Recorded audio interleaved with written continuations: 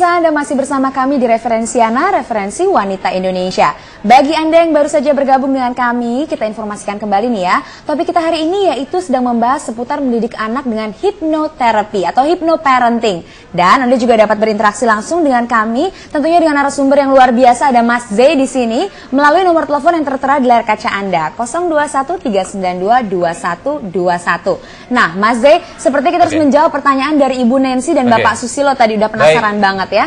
Saya menjawab dulu untuk Bapak Susilo ya. Pak Susilo, meningkatkan kecerdasan anak dengan hypnoparenting, bisa atau tidak? Pak Susilo, terima kasih sudah menghubungi. Satu hal yang harus disepakati ya Pak Susilo dan semua yang mungkin menonton acara ini adalah kita coba untuk memutuskan mata rantai dari kebiasaan orang tua terdahulu yang selalu kalau kita dapat nilainya jelek, anak dapat nilai jelek, itu selalu dibilang, kenapa sih kok nilainya segitu, dapat 5, bodoh amat sih, gitu. Kadang-kadang keceplosan ya, karena capeknya kita. Nah ini harus diputuskan mata rantainya. Apa yang harus Bapak Susilo lakukan adalah ketika si anak ini mendapatkan nilai kurang baik, Bapak harus bilang, nak berapa nilainya?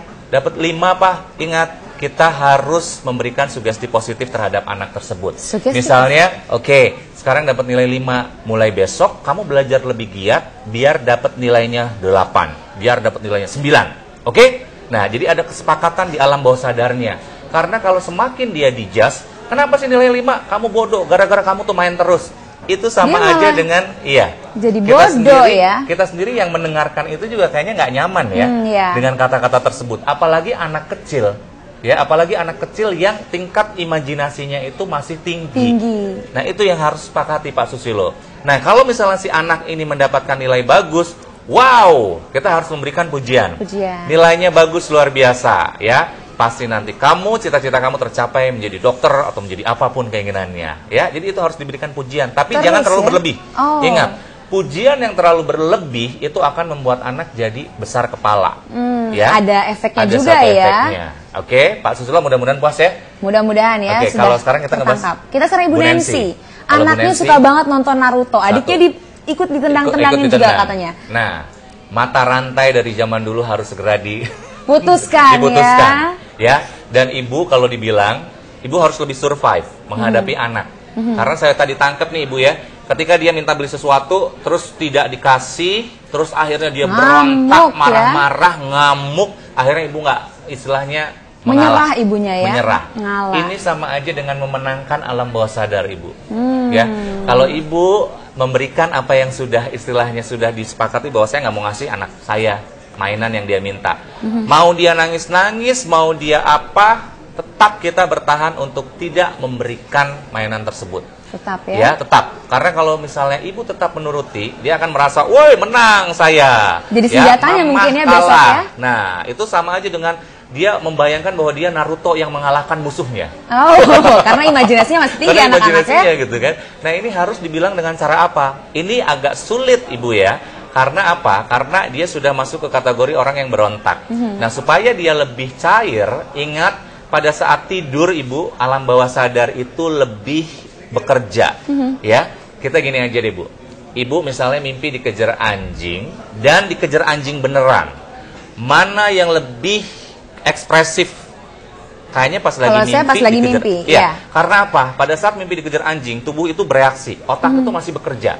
Otak tuh masih bekerja seperti layaknya kita dikejar anjing, tapi lebih gila gitu ya, lebih gila. Karena sampai kebangun juga masih terasa ya. Jadi pada saat terbangun juga kita masih terasa kayak dikejar anjing. Ini anjingnya mana nih?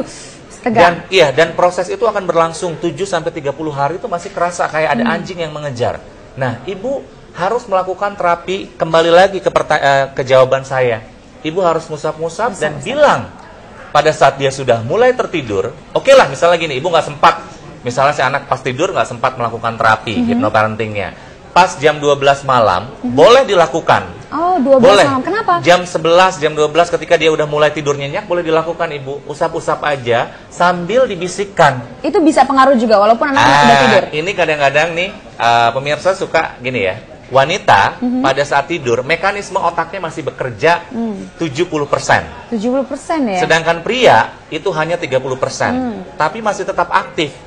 Jadi kalaupun kita ngomong, itu masih mendengar. Proses, ya? Kita lagi tidur pasti suka ya mendengar sesuatu gitu ya. Nah, itu sebetulnya adalah processing. Jadi pada saat misalnya diusap, nah mulai besok ada telepon dulu. Ada telepon lagi nih. Baik. Jadi intinya tadi Ibu Nancy coba ya teknik yang diusap itu ya, atau jam 12 malam pada saat masih Nggak selalu tidur. 12 malam. Oh ya, pokoknya udah tidur pulas juga udah mulai bisa ya. tidur. Sekarang kita sapa lagi penelpon ya. Halo, selamat siang. Selamat siang, Dengan siapa di mana Ibu? saya Ibu Nini.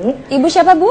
Ibu Nini, Iya, Ibu ini di Ibu mana Nini. Bu? iya, bisa dari Semarang. Silakan Ibu pertanyaannya. Saya seorang guru SD, Ya. mengajar kelas 1. Sudah berapa angkatan? Iya Tapi Bu. angkatan yang ini, itu anaknya hiperaktif luar biasa. Angkatan sekarang ini anaknya Iya. hiperaktif kata Ibu Iya. ini. Iya. Dan itu hampir seluruh kelas, klasikal ya, itu luar biasa anak-anak. Kadang-kadang saya hampir putus asa ya. Bagaimana cara menangani anak yang kelompok anak yang hiperaktif semacam ini secara Hiperaktif. klasikal. Karena tidak mungkin saya menangani satu-satu, misalnya mempengaruhi anak, mengusap tangan kirinya, satu persatu kan tidak mungkin. Iya, Iya, Ibu. Bu Nini. Luar biasa. Iya. Bagaimana Bapak Terima dan kasih Ibu banyak, Ibu cara Nini. menanganinya ya? Iya. Karena Terima kasih saya banyak Ibu. sebagai guru SD yang sudah senior tapi masih merasa kewalahan juga menangani Iya. anak yang modelnya seperti ini. Terima kasih ya Ibu Nini Ibu ya. Nini, salam buat murid-muridnya. Salam buat murid-murid yang hiperaktif ya. Gimana nih Mas Oke, Zai nih? langsung saja Bu Nini, saya pernah diundang di beberapa sekolah international school ya, terus juga saya menangani bagaimana terapi untuk anak-anak yang hiperaktif. Ibu harus tetap semangat. Kita harus menghindari kita itu lemah di mata mereka. Kayak misalnya ibu kalah atau apa ya, ibu kayaknya sudah tidak tertarik untuk menangani mereka. Ini harus tetap bahwa semangat adalah salah satu menangani anak-anak yang hiperaktif. Ingat ibu, anak hiperaktif itu perlu pengorbanan yang luar biasa. Mungkin hypnoparenting ini untuk anak didik ya, itu efeknya itu seminggu akan terasa sangat singkat sekali. Artinya akan bisa masuk singkat. 1 minggu bisa Satu ya? minggu sebetulnya bisa. Tapi kalau mau everlasting, itu 1 bulan continue memberikan sugesti kepada 1 bulan continue memberikan sugesti pada positif anak pada anak-anak. saat dia sedang tidur, yang seperti yang tadi diusap-usap dan memberikan sugesti positif. Mungkin Ya. ibunya harus ke orang tuanya juga ya, disampaikan ibu gurunya Iya, ke orang tuanya salah ya. satunya adalah hal seperti itu wajib dikasih tahu kepada orang tua bahwa anak memiliki kecenderungan yang hiperaktif. Oke. Tapi ingat, anak hiperaktif itu kan kecenderungannya sensoriknya adalah kategori kinestetik.